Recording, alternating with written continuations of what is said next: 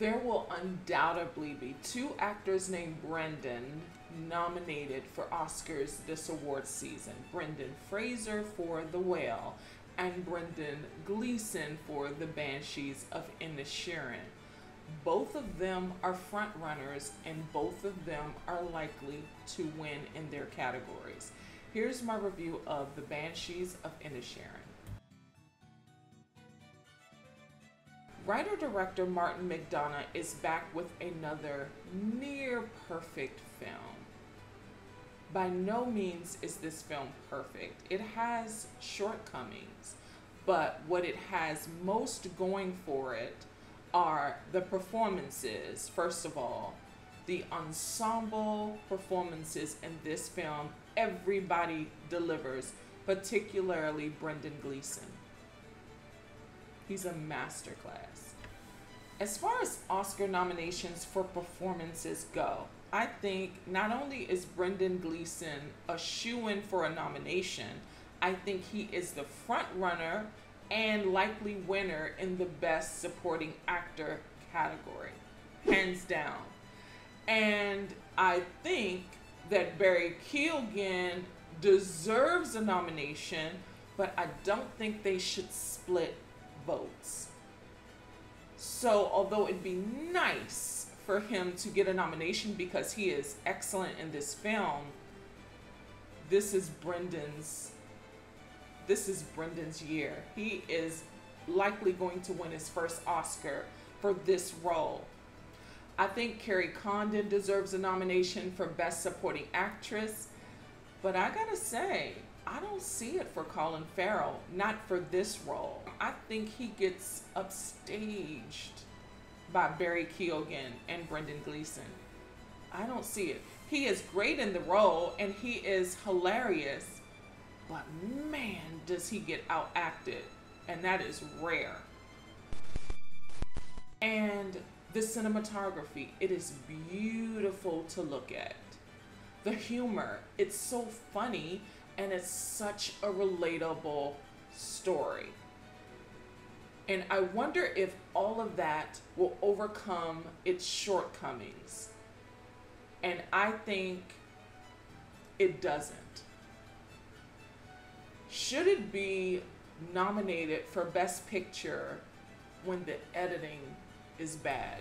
The question becomes, can this be considered a Best Picture with the glaring editing issues and the continuity issues?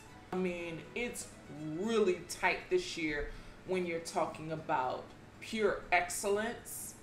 I don't believe that Banshees of Inisherin should take someone else's spot if it has those issues with editing and continuity.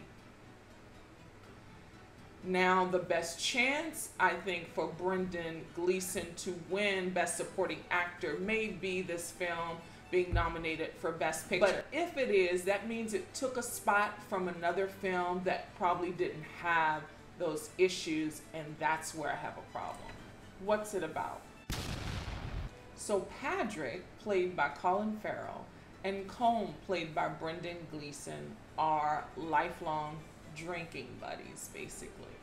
And Combe, the elder, outgrows Patrick. He's tired of schlubbing around at the pub, drinking all day, and not growing his life. So they go to war, not unlike the war that's happening outside of their small village. But Combe has been, again, schlubbing away when he's a very talented musician and he wants to work on a piece of music, to compose a piece of music, to have some semblance of legacy, because he thinks that as things were, just going to the bar, getting drunk all day, that no one will ever remember him. And this war seems to be moving closer to their village. So he wants to compose a piece of music and he wants to hang out with people, students that he teaches, musicians, that share his interests.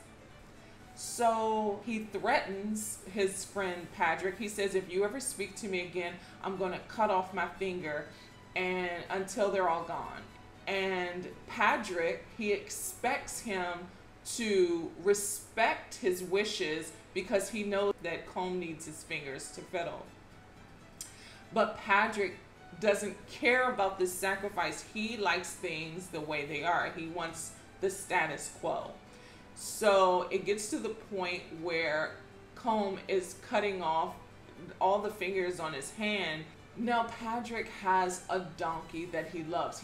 It's his pet. He treats it like a dog. And one day his donkey gets a hold of one of Colm's fingers and he tries to eat it and chokes and dies. Well, Patrick's infuriated, so he exacts revenge against Colm by promising to light his house on fire and saving his dog, because he wouldn't stoop as low as to kill his dog the way he blames Colm for killing his donkey. He lights Colm's house on fire, and Colm's inside of it as if he is just giving up on life, because now that he doesn't have his fingers to fiddle, then he believes that he doesn't have it in him to compose this beautiful piece of music to leave behind as a legacy, as Mozart did. So the very final scene is Colm at the foot of the shore, looking out at the war. Well, at least the smoke from the war has dissipated. The war is ended, and seemingly the war between he and his best friend Patrick has also ended, because they're even, at least he thinks. But for Patrick, they're not even though he lit his house on fire. They're not even. That's basically the entire story. Now, this film feels very fresh and original, but in tone, it is very reminiscent of Brokeback Mountain, The Lighthouse, and Fatal Attraction.